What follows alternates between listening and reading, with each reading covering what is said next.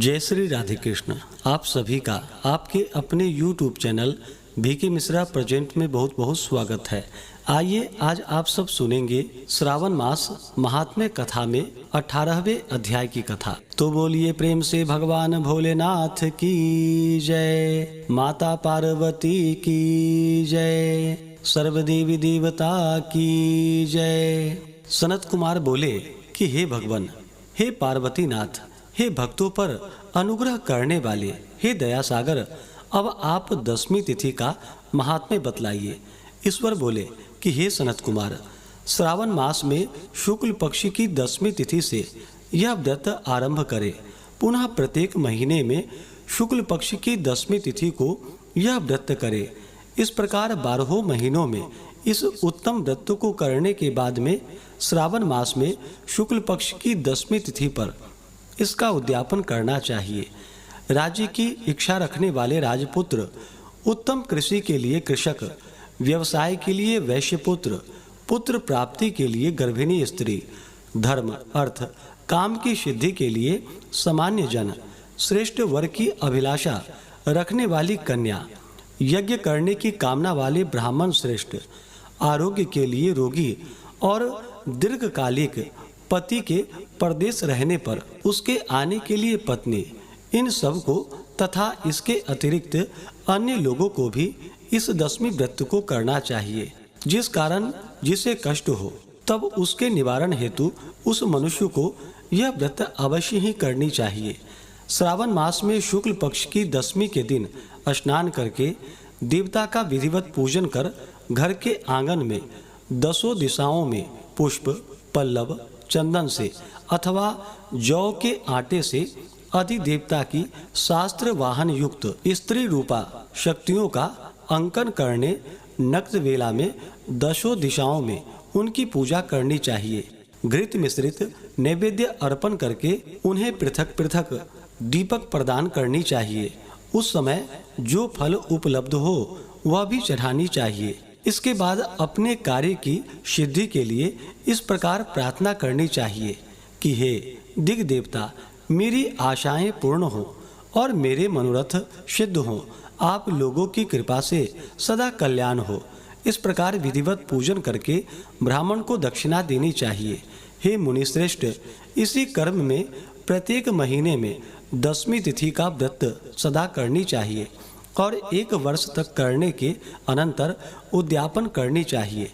अब पूजन की विधि कही जाती है। स्वर्ण अथवा चांदी अथवा आटे से ही 10 दिशाओं को बनवाए। उसके बाद स्नान करके भली भांति वस्त्राभूषण से अलंकृत होकर बंधु बांधवों के साथ भक्तिपूर्ण मन से 10 दिग देवताओं का पूजन करना चाहिए। घर के आंगन में कर्म से इन मंत्रों के द्वारा दिग देवताओं की स्थापना करें। इस भवन के स्वामी और देवताओं तथा दानवों से नमस्कार किए जाने वाले इंद्र आपके ही समीप रहते हैं। आप ऐन्द्री नामक दिग देवता को नमस्कार है। हे आशे, अग्नि के साथ परिग्रह विवाह होने के कारण आप आग्नेयी कही जाती हैं। आप तेज स्वरूप तथा पराशक्ति हैं, अतः मुझे वर देने वाली हो। आपका ही आश्रय लेकर वे धर्मराज सभी लोगों को दंडित करते हैं, इसलिए आप संयमिनी नाम वाली हैं। हे याम्ये, आप मेरे लिए उत्तम मनोरथ पूर्ण करने वाली हो। हाथ में खड्ग धारण किए हुए मृत्यु देवता आपका ही आश्रय ग्रहण करते हैं, अतः आप नैऋति रूपा हैं। आप मेरी आशा को पूर्ण कीजिए। हे वारुणी, समस्त भुवनों के आधार तथा जल जीवों के स्वामी वरुण देव आप में निवास करते हैं, अतः आप मेरे कार्य तथा धर्म को पूर्ण करने के लिए आप तत्पर हों। आप जगत के आदि स्वरूप वायुदेव के साथ अधिष्ठित हैं, इसलिए आप वायव्या हैं। हे वायव्ये, आप मेरे घर में नित्य शांति प्रदान करें। आप धन के स्वामी कुबेर के साथ अधिष्ठित हैं, अतः आप इस लोक में उत्तरा नाम से विख्यात हैं। हमें शीघ्र ही मनोरथ प्रदान करके आप निरुत्तर हों। हे ऐसानी, आप जगत के स्वामी शंभु के साथ सुशोभित होती हैं। हे शुभे, हे देवी, मेरी अभिलाषाओं को पूर्ण कीजिए। आपको नमस्कार है, आपको नमस्कार है। आप समस्त लोकों के ऊपर अधिष्ठित हैं, सदा कल्याण करने वाली हैं और सनक आदि मुनियों से घिरी रहती हैं। आप सदा मेरी रक्षा करें, रक्षा करें।